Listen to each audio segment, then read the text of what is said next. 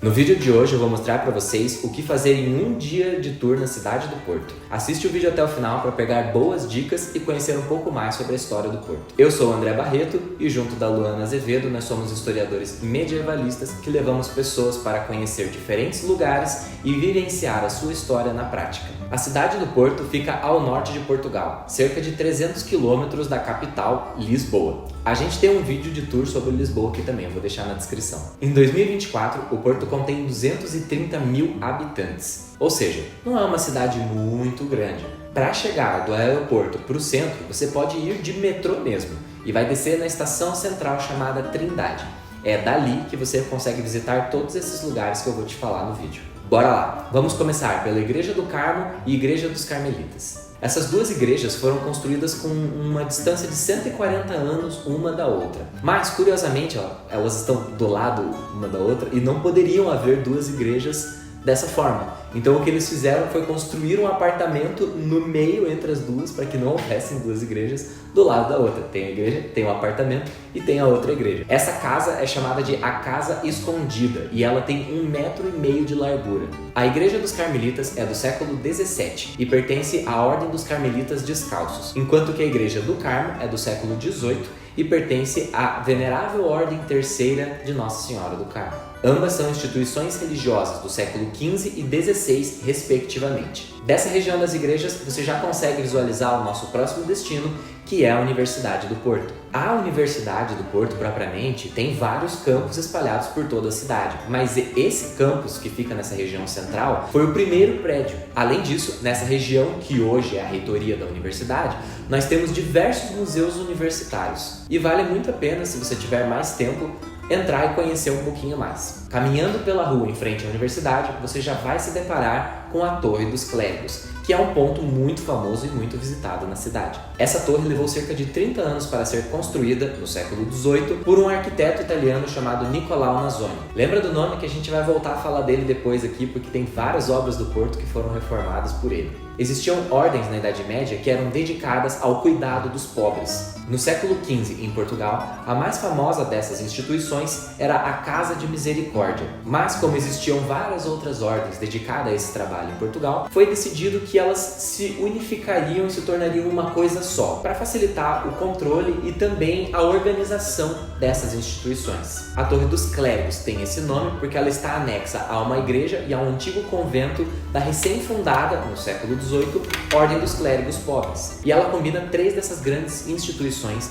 que eu mencionei: a Confraria de Nossa Senhora da Misericórdia dos Clérigos Pobres, a Congregação de São Felipe Neri e a Irmandade de São Pedro Acorrentado. É possível na entrada da igreja ver um brasão que foi moldado a partir dos 3 brasões dessas instituições, que foi feito uma coisa só e colocado na entrada da igreja. É bem interessante de dar uma olhada e se você quiser subir na torre, você consegue ver toda a cidade de lá de cima. A poucos metros dali, já estamos chegando no próximo destino, que é a Livraria Lelo. Essa livraria é considerada uma das mais bonitas da Europa. E apesar de ser pequena, ela é muito charmosa e tem diversas edições de livros que são famosos no mundo todo. O prédio atual da livraria foi fundado em 1906 e teve reformas ao longo do século XX, sendo as reformas mais recentes em 2016 e 2017, onde foram incluídas galerias de arte e espaços para produções culturais e pequenos eventos. Devido ao crescente número de turistas, hoje em dia, para visitar a livraria, é necessário agendar um horário pelo site deles e pagar uma taxa simbólica que vai ser revertida depois numa consumação, se você quiser comprar um livro de lá, por exemplo. Seguindo a rua da Livraria Lelo, chegamos agora no que é considerado, já desde a Idade Média, o coração da cidade do Porto, que é a atual Avenida dos Aliados e Praça da Liberdade. Essa região era considerado o centro da vida da cidade do Porto durante a Idade Média também, porque nessa região era onde as lavadeiras se reuniam para lavar as roupas no rio que passava ali. Desde o século XIV já haviam começado a encanar o rio para cobrir o mau cheiro. Também essa região é muito interessante de observar a aplicação de técnicas husmanianas. Essa aplicação dessas técnicas husmanianas se consistiam em remover esses prédios medievais antigos das cidades e construir avenidas largas e espaçosas, com prédios de uma arquitetura muito conhecida que você vê em toda a capital e em todas as cidades da Europa. A região contém algumas atrações muito curiosas, como o antigo Café Imperial, que se tornou um McDonald's e que hoje também é chamado de o McDonald's mais bonito do mundo. Tem também a estátua de Dom Pedro I do Brasil, que para eles é Dom Pedro IV, e vários prédios administrativos contendo essa estética osmaniana. Nessa praça é onde acontecem até hoje os principais eventos da cidade do Porto, inclusive o Réveillon. Da estátua de Dom Pedro I já estamos chegando na estação de São Bento.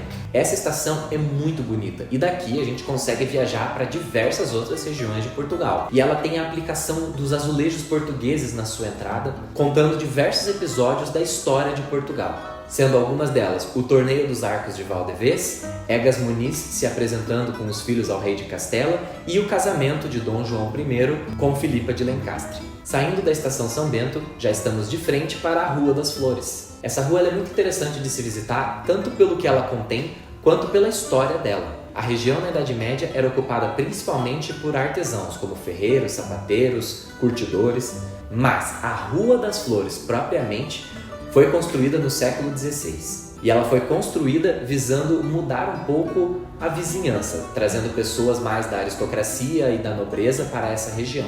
Hoje em dia temos restaurantes, lojas de souvenir, ourivezarias tradicionais e, no verão, diversas atrações culturais acontecem aqui, deixando o espaço ainda mais legal de se visitar. Além disso, da Rua das Flores já podemos avistar a Sé do Porto, que é o nosso próximo destino. A Sé do Porto existe desde o século XII. Embora a sua construção tenha levado mais de 100 anos para ser concluída. Isso significa que é muito interessante observar as diversas manifestações arquitetônicas diferentes que acontecem ao longo da própria Idade Média aplicadas ali na igreja. A sua fachada lateral também recebeu alterações daquele arquiteto italiano que a gente falou mais cedo, Nicolau Nasoni. Essa catedral viu muito da história do Porto, como o casamento do rei português Dom João I com a nobre inglesa Filipa de Lencastre no século XIV. E esse evento foi muito importante porque marca o início de uma nova dinastia portuguesa chamada Dinastia de Avis. Daqui já iremos avistar as muralhas e o cais do Porto. As muralhas foram construídas no século XIV porque Portugal estava com diversos conflitos. Muitas delas já ruíram,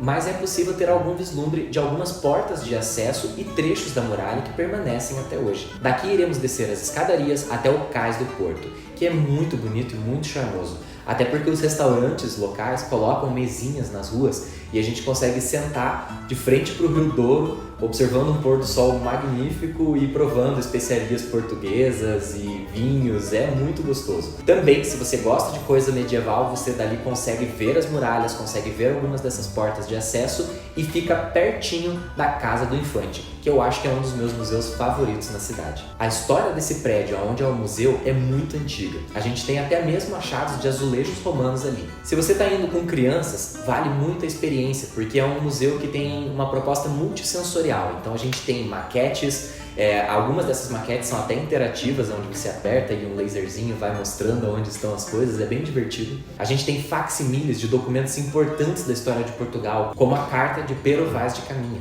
É uma experiência super interessante, vale muito a pena, e ali a gente também já está perto do Palácio da Bolsa. Esse palácio nós não temos muitos vídeos porque não é permitido filmar lá dentro, mas é permitido tirar fotos. A construção do Palácio da Bolsa remete ao século XIX para uso da Câmara Comercial do Porto. Ele contém diversos aposentos que contêm quadros de todos os reis de Portugal. Tem até o escritório do Gustave Eiffel, que é o arquiteto que construiu a Torre Eiffel de Paris e diversos outros monumentos em Portugal e no Porto. O Palácio da Bolsa é muito bonito e ele recebe cerca de 200 mil visitantes por ano, além de ter sido usado como um salão de festa por diferentes presidentes portugueses. Ele tem até um salão árabe que foi incorporado ainda no século XIX como parte desse fascínio do romantismo pelo Oriente Médio e pelo exótico. O Porto é uma cidade muito charmosa e vale a pena a visita. Se você tiver tempo, vale a pena ficar até um pouquinho mais e conhecer as regiões vizinhas, que também tem muita história e muita coisa legal para ver. Se você gostou dessas dicas, se inscreve aqui no canal, segue a gente no Instagram para ver o que a gente está aprontando em algum outro lugar do mundo agora e eu te vejo no próximo destino.